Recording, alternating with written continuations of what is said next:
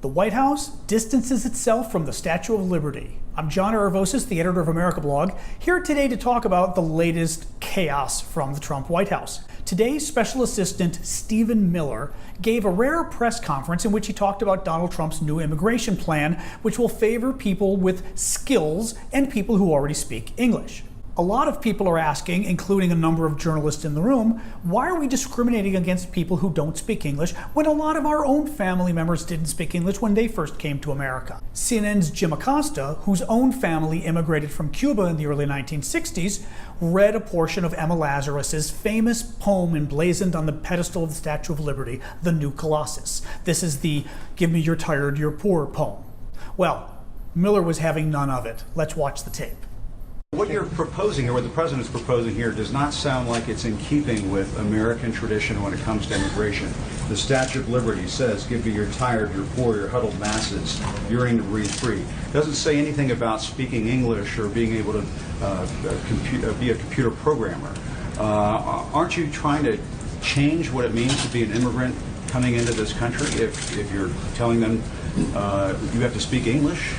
Can't people learn how to speak English when they get here? I don't want to get off into a whole thing about history here, but the Statue of Liberty is a symbol of liberty enlightening the world. It's a symbol of American liberty lighting the world. The poem that you're referring to that was added later is not actually part of the original Statue of Liberty, but more fundamentally, the history. More fundamentally, you're saying the that history. That does not represent. I'm saying that. I'm saying that the notion. I'm saying the notion that the. I'm saying the notion. I'm sorry. No, Jim, let me ask you a question. That sounds like some national park revisionism. Now, Miller is technically right. The Statue of Liberty opened in 1886, and the poem was put on the pedestal in 1903. But quickly thereafter, the Statue of Liberty became a symbol of immigration to America and America's welcoming, opening arms to the world, especially with the immigration from the early 1900s through the mid-1900s, where a lot of families from Europe, including my own, came. For those families, which make up really a large portion of America's immigration, the Statue of Liberty absolutely was a beacon of hope, a beacon of welcoming to America. My grandfather on my dad's side came here in 1914. A poor orphan from southern Greece, from a very small village named the Avolitsi, came here with no money and was able to build a decent blue-collar working-class life for his kids. My grandfather on my mom's side came here from Greece in the year 1900 at the age of 19. Both of my grandfathers, and my grandmothers too, came from small villages in southern Greece. They probably had nothing more than a high school education, if that, and they certainly weren't being taught English in the village school in the 1890s. But they came to America anyway, they became citizens, and they became productive, patriotic American citizens, with both of my grandfathers registering for the wars, World War I, in fact, and then World War II. But to go back to Miller's original point, which is that the Statue of Liberty was never meant to be about welcoming immigrants, it was meant to be about sending a beacon of hope to the world, isn't Stephen Miller making a distinction without a difference? Isn't he trying to claim that there's something different between promoting America's freedom abroad and welcoming people to our country at home? I'm not sure there's a difference. I think they're two sides of the same coin. The fact that we have been so welcoming to people from all over the world, and the fact that we are all able to relatively get along in this country, having such diverse backgrounds, is a beacon of hope. It is a message of freedom.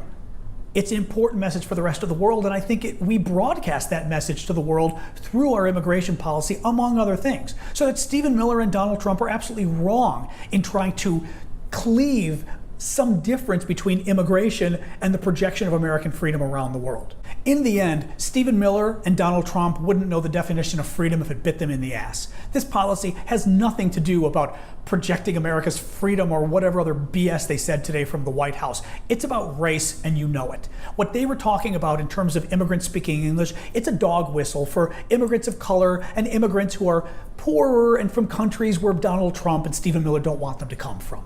That's what they're talking about, folks. We have had a history where my family and your family and families from across America have been able to openly immigrate to America without really many restrictions, and they came here with literally nothing but, the bag on their back, quite literally. Steerage class on a boat from Europe that took 7 days or longer to even get here. And they were able to make it in this country. They were able to make something for their family. They were able to make not just our family proud, but I think the entire country proud of what immigrants have been able to accomplish in this country, and how even somebody from the outside could come to America, embrace the American dream, live the American dream, and then actually inculcate their own children in the American dream, so that even though they weren't born in America, they become Americans, whatever their color, whatever their race, whatever their creed, whatever their economic class. That's the wonder of this country. And if you travel around the world, you will see it. You will see how unique we are as a country. And we don't need Stephen Miller and Donald Trump trying to take that away from us. I'm going to end with Emma Lazarus's poem, The New Colossus, because I think it's something that we shouldn't allow Stephen Miller and Donald Trump to throw down the memory hole and pretend that it has no meaning whatsoever with the Statue of Liberty, when we all know what the meaning of the Statue of Liberty really was and is today. Give me your tired, your poor, your huddled masses yearning to breathe free, the wretched refuse of your teeming shores. Send these of the homeless, tempest-tossed to me. I lift my lamp beside the golden door.